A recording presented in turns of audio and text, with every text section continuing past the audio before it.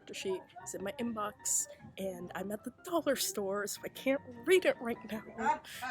Don't laugh at my pain, Mother. I really want to read it now, but if I read it right now, I'm gonna cry in the middle of this dollar store, and I cannot cry in the middle of a dollar store again.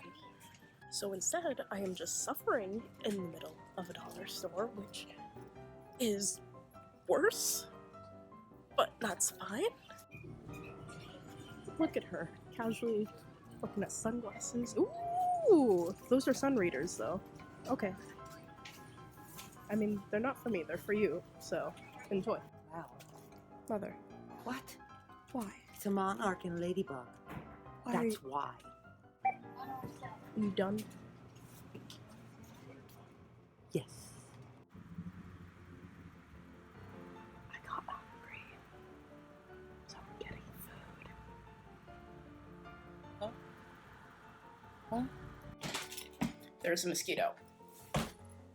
The mosquito's now gone. I'm just gonna say right now, the aesthetic of the character sheet itself is amazing. Jesus Christ. Mosquito, please, not right now. Oh my god. Mosquito, please, this is not the time!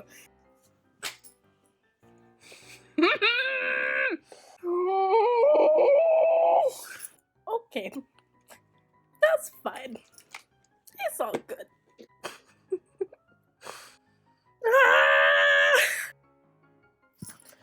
Please, mosquito, please! I am trying! Oh, sad.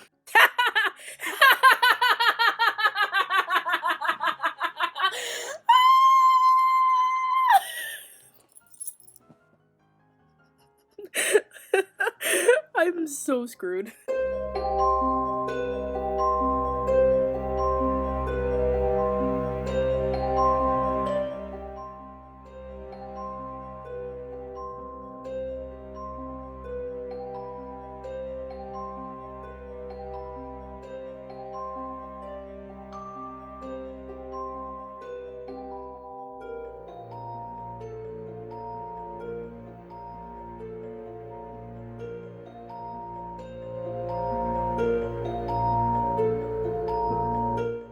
So Real Royalty was my third Blockbuster LARP experience. This was actually their second iteration of the game. They ran a completely different version of it last year, and that version also happened to be my very first LARP.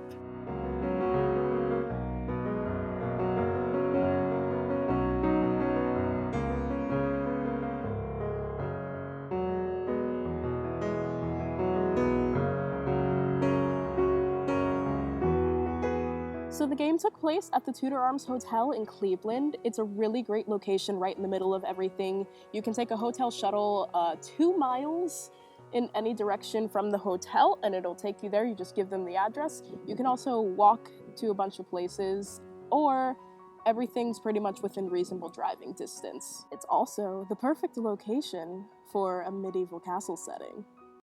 Do you have a bunch of rowdy LARPers in your hotel? Just send security downstairs and offer to show them a secret pool, and you will get them to shut up very quickly.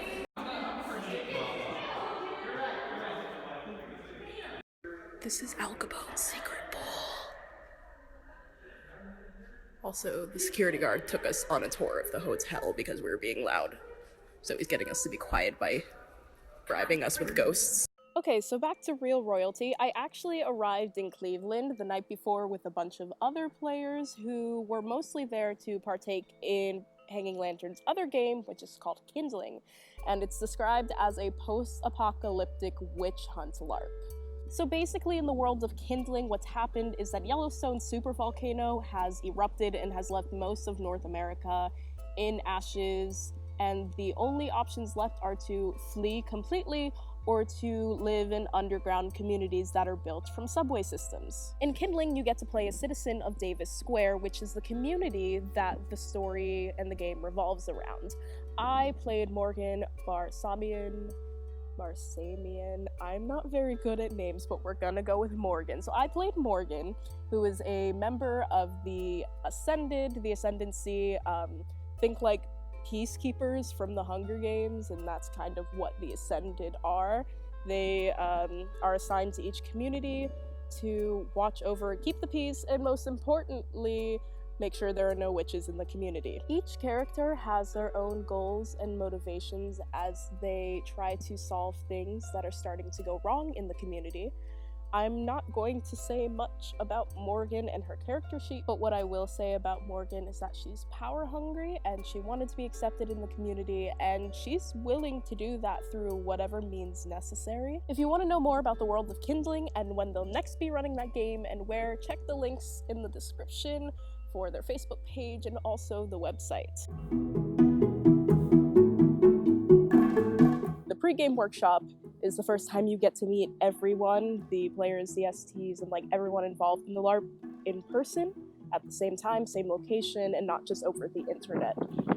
And Hanging Lantern actually runs what they call Kingdom missions, and it's a video call that happens like a week or two before the actual event. And basically, it's a chance to get to soft RP with the people within your kingdom and meet them for the first time. And you get to explore relationship dynamics and just kingdom dynamics. And you also get to learn a bit more lore that you will actually learn in the game. But like I said, the pre-game workshop is when you actually get to meet everyone in person for the first time. And I remember last year when I did Real Royalty for the first time, it was probably the most nerve-wracking thing for me ever because I knew one person. But this year was less nerve-wracking because I knew more people because I met them last year, so it wasn't as nerve-wracking. But also in the workshop, you learn the consent and check-in mechanics, and you also get to learn the mechanics that can be utilized during the game.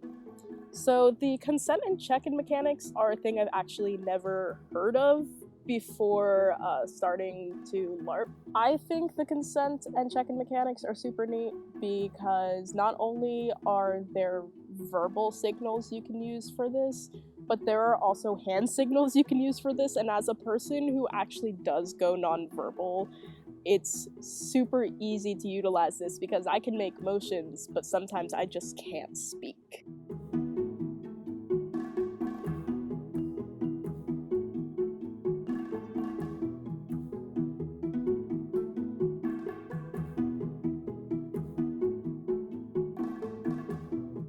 I actually utilized some of these mechanics a lot for the weekend of Real Royalty just because I was going through some personal issues that actually did lead me to go nonverbal, so I did use the look down mechanic just to get to the out-of-game area where I could sit and eat fruit gummy snacks and cry a bit. And that's another thing. There is an out-of-character calm serenity room, unsure what we decided to call it for in-game, but there is an out-of-character room where you could go, no questions asked, no roleplay takes place there. They had snacks and stuffed animals and water. You could use it just to, you know, refresh a bit from intense RP without having to go back to your hotel room. They also have a designated person in that room that stays in that room that will talk to you if need be, or is just in the room. You do not have to talk to that person. So in addition to the consent and safety mechanics, the Hanging Lantern team also explained how certain game mechanics worked within their world. So the first one was the act chapter?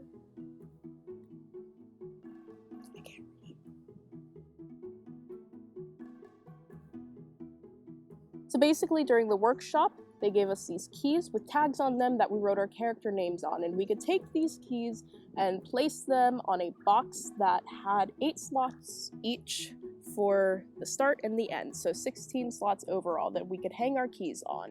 And basically what this meant was that we wanted to partake in a scene. So about 20 minutes before the start or the end of the act, we get taken to a side room, and discuss out of character what we want that vignette to be. And usually it is to reveal a secret about our character that then turns into a rumor that becomes a starting point for the beginning or the end of the act. So once the vignette is planned, it is then performed under a spotlight while everyone else in the room observes the vignette. It's also a chance to support other players and uplift their stories if you don't particularly have any secret to tell. Now, you're not required to participate in the vignettes. In fact, if you are a player who prefers to not be in the direct spotlight, you could also use your key as entrance to the escape room. So in the lore of the Kingdom of Mist, in all of our kingdom missions, you come across this satyr named Puck. Puck is not a very likable NPC. He, in fact, might have caused quite a bunch of issues for the Kingdom of Mists.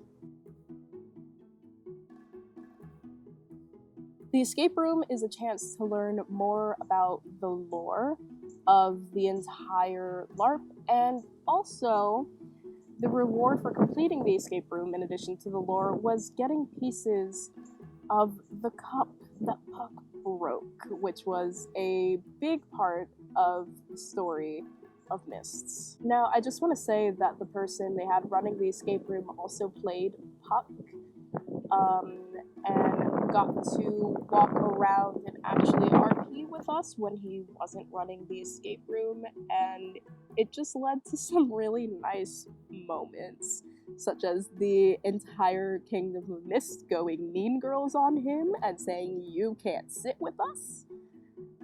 It also led to all the kingdoms uniting in the fact that we all hated Puck. I forgot to explain the poison mechanic, so I'm gonna do that now. So the poison mechanic basically consists of a slip of paper, which I hope to display right there, maybe. A slip of paper that basically you put the poison on one side, the effects or whatever, and the poisoner is anonymous. And then on the other side you put the healer, which is a person, and that allows the person who's being poisoned to negotiate their own effects. And usually these effects will last up to 10 minutes, so you could poison someone to make them laugh for 10 minutes if you wanted to. Mostly people approach Morgana for poison to kill. It's a kitty! Hi, kitty! Hi! Oh, tiny kitty. So also in the workshop, we just played some fun games to get to know each other a little bit and also to help us get into character. But after we did that, it was time to get ready and game on.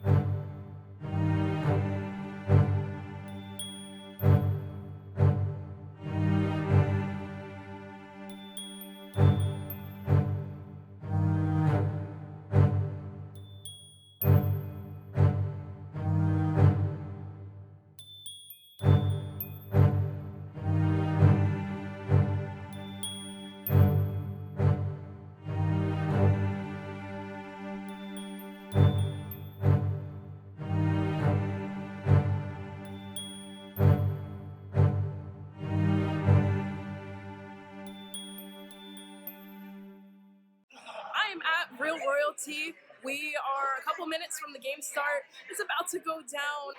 Goodbye! Hi friends, it is July 30th, I think. I don't know what day it is. I just live by days of the week at this point. But anyway, it's been quite a few months since I started filming this video, and there is a reason for that. What is that in my hair? What is in my hair? What? Why? What? Currently filming this in the tiny blank wall of space that I have between my sliding door and one of my bathroom walls. And the light's perfect right now, so hopefully I get done filming all of this before the afternoon light hits. It's really close, it's almost 3 in the afternoon. So, here we go! So I spent a lot of time trying to talk about my in-game experience and figure out how to kind of incorporate that in here, since, you know, I didn't record any game footage other than what you've seen before. And I was just trying to figure out how I was going to involve you guys on this journey that I took. And as you know, obviously, immediately after I started recording and compiling everything to create this very convoluted and very long video, but I really struggled for months on the what happened in-game part. I couldn't figure out why I couldn't exactly put this into words, because, you know, I had a really good time at Real Royalty, and like, I can't sing enough praises about Hanging Lantern and the world they created and the entire team, and I just had an extraordinary time. And I feel like I should be able to talk about this experience and put it into actual human words and not just stuttering goblin noises or whatever. Earlier in the video, I kind of touched upon the out of character room and how I had to use that because I was having a complete mental breakdown. Well, now we're getting into the reasons why I had a complete mental breakdown, because I don't think 4 months ago I was actually aware as to why I had a mental breakdown in the middle of game. So before I get into the specifics of that and how these things intermingle with my LARP experience, I'm going to briefly explain them to you. My foot's falling asleep, please hold. I need to switch feet. Alright, so as a disclaimer, I just want to say I'm not an expert in these things. I'm not a psychologist, psychiatrist. I don't have degrees in this. I have a degree in theater and education. So I'm also going to provide links in the description to pages about these things as to where I got my information from, and if you're curious about learning more, you can click those links. Rejection Sensitive Dysphoria, otherwise known as RSD. RSD is an emotional response caused by the perception of rejection by others, even if you haven't actually been rejected or scorned by someone. It's comorbid with ADHD, and it can come with having overly high standards and expectations for yourself, isolation and avoiding things, situations, and people to avoid potential perceived rejection, or overly fixating and analyzing things you or other people said and perceiving how they reacted to that in a certain way. So people like to call me super sensitive and that I'm overreacting and that I need to calm down, but you know, it's kind of hard when your brain's constantly telling you that everyone hates you and that they're just pretending to be nice and that you're just an annoyance to everyone you interact with and that you just like need to shut up and never interact with people ever. And it makes me have really bad anxiety and self-esteem issues amongst other things. So like, if I just shut my brain off for a while, like, I would be an unstoppable person probably, but I'm constantly held back by my RSD. It's a constant struggle every day in which I mostly win for the most part, but when I don't have enough spoons, I lose. But it's a thing, you know? Like, we're not just being super sensitive, we're not just overreacting. This is our brain telling us that we're not good enough. And the funny part is that you can be aware that these thoughts are happening. You can be like, no, this isn't true. These thoughts aren't true. And yet, somehow, at least for me, my brain will find a way to take all the evidence, twist it around and be like, look, it is true. You are a horrible human being. In all honesty, I'm experiencing it right now, trying to think of like, oh, how are people going to react to what I'm saying? Are they going to think that I'm like batshit insane? I don't know. Whatever. I have to move on. I'm sitting here overthinking. I've been sitting here overthinking for the past 5 minutes, and like that's what it is. Ah! Anyway, if I haven't bored you by now, you're probably wondering again what any of this has to do with LARPing at all. Well, I am glad you stuck around because I'm about to tell you. In Morgana's time, the Kingdom of Snow was riddled with poverty, war, and never-ending cold. Morgana herself lived through devastating tragedy in her early years and ended up wandering from town to town using her alchemical skills as a way to survive. Her fate changes when she uses her talents to save the Prince of Snow from certain death after a fight against the dwarves, who lived underground and were currently warring against Snow. Morgana and the prince fall in love, have a child together, and as the war gets worse, Morgana knows she has to act in order to protect her loved ones. So, she brews a potion that seeps into the foundation of the castle and into the underground, poisoning the dwarves and damaging their forces enough to allow the humans to win the war and force the dwarves into a peace talk. The dwarves were not very happy about this. But during the peace talks, unfortunately, they decided to kick Morgana out at sword point, so she left with her child Mordred in hand, and in Snow, that's basically a death sentence. And honestly, Morgana was resigned to that fate. She knew she had done bad things and was going to accept the fact that she was going to freeze to death in the snow when she wandered out. And she collapses, and the next time she wakes up, she is on a lakefront, being approached by the Lady of the Lake, who tells her that she's the guardian of the coin, and Morgana's basically just like, aight.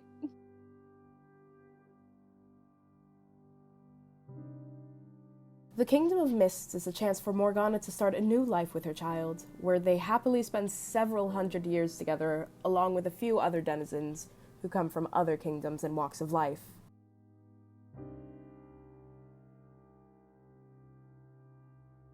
So, obviously, characters cannot have perfect happy lives forever, and a bunch of stuff starts going wrong in the Kingdom of Mists, and the Lady of the Lake is frozen, and Puck is like, well, I broke Guinevere's cup.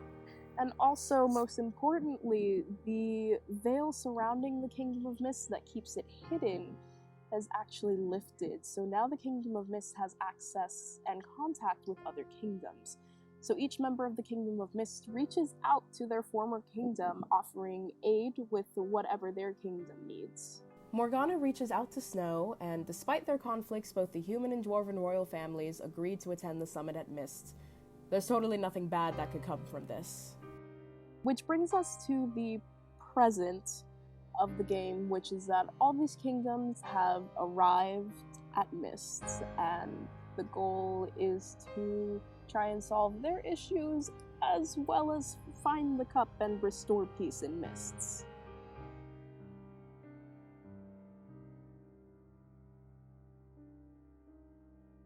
So we've completed Act 3 of Real Royalty, and we are getting ready for the ball.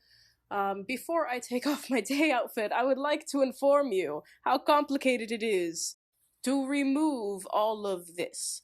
So there is a belt right here that is over my jacket and my corset. Attached to the belt is a leg garter right here, and underneath all of that are my pants. In order to get out of this, I must first remove the leg garter, then detach the belt, and then this, and then that, and then my pants. Also, on another note, I put on my fake nails for today. Couldn't do them yesterday because I didn't have time before game on, and I didn't want to spend the time during the game yesterday to do them. But here they are, and they have made everything so much. But I am getting used to typing and using my touchscreen with them, so yeah. I'm stuck in the corset and my roommate's not here to help me because she's at ops. Help. So pretty much almost the entirety of Snow has a grudge against Morgana, and that's going to lead to a lot of negative and antagonistic interactions in the game. And you know what? I'm totally game for that. I love conflict. Conflict makes for the most dramatic roleplay in the world. However, I think I allowed my headspace at some point on day one to kind of bleed and merge into Morgana's headspace. So instead of being two separate entities, we were one functional being, and there was really no hard boundary between where Brianna began and Morgana ended, which is not good. But at some point, every single interaction I was having was ending in what I perceived to be disaster, even though it wasn't disastrous at all. in character, people would tell me things like, "Go away, Morgana. You're not wanted here, Morgana. Stop listening in, Morgana. This is all your fault, Morgana. Why would you do that, Morgana?" And, stuff like that. And it wasn't getting to Morgana. It was getting to Brianna a lot, because I kept perceiving this as, oh, my roleplay is horrible. No one wants to roleplay with me. So I completely shut down and went nonverbal.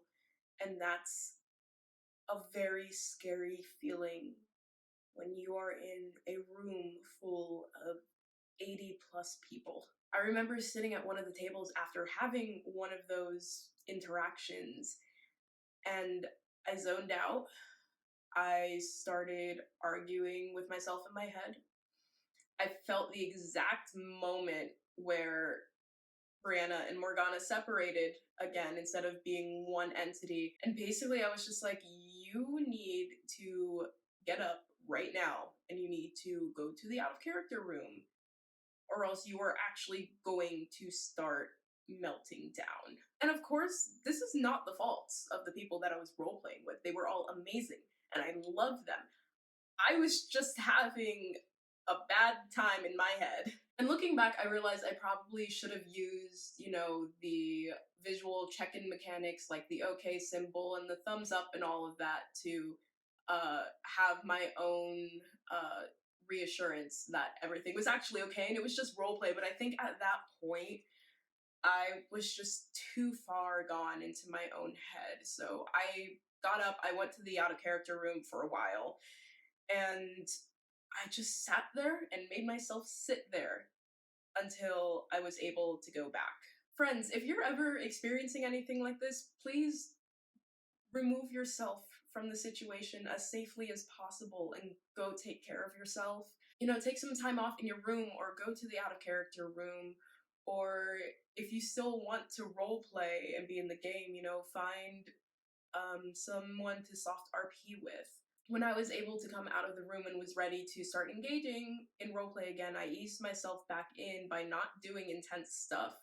I found my ST and engaged in some light roleplay with him. I found some other people that I hadn't interacted before that weren't close to all of the other interactions that I had dealt with previously. And finally, once I determined that I was in a good headspace again, I dove headfirst back into Morgana's story. And on day 2, I actually engaged in way more intense and emotional roleplay than I had on day 1, and I had a blast. And Morgana ended up with a really happy ending that I'm very much at peace with and have full closure on that. Morgana ultimately chose to stay on the Kingdom of Mist. She was the guardian of the coin relic. Her daughter was now the guardian of the sword, as she truly was, and not Arthur. Guinevere had her cup, and Merlin had his staff, and order needed to be restored on the Kingdom of Mist. Also, everyone really needed to leave and stop killing people on our peaceful kingdom. Morgana totally didn't indirectly kill someone, it's fine. A cool thing we got to do though was we all got to wrap up our stories by talking with our STs about what each person in the kingdom did and how we wanted our story to end. So each kingdom got to write their own ending basically. Mist's ending was that we kicked everyone out and accepted Glinda the Good into our kingdom to have a true magic user on the islands. And no one was allowed ever again, except for every 10 years. Game is over. It is officially the after party, and I've taken off over half of my fake nails already. So Sunday, we did a post-game debrief where we had a safe space to let go of our characters, but also talk about things that we got to do in-game or things we wish we would have done. And then also, most importantly, we got self-care packages, and we went around the table talking about how we were going to take care of ourselves and how we were going to help take care of other players, because LARP drop sucks. And my ultimate takeaways from this experience, it just reaffirms that, one, I love LARPing so much because it puts me in a super good mood and I'm around super good people. 2, I love Hanging Lantern, and I can't wait to see what they do next. Alright, y'all. This is the last time you're gonna hear this music in the context of a Morgana video, so...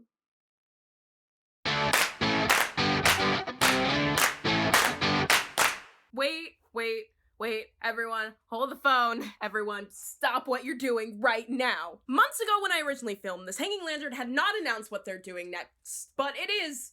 I can't check the date. It's not, it is Tuesday, November 26th, and today, Hanging Lantern has announced that the LARP company Entropic Endeavors will be licensing Real Royalty for a 2020 run.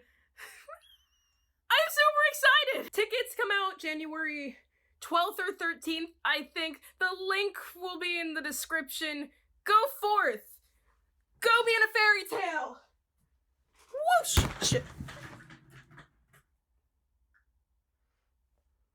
I'm good.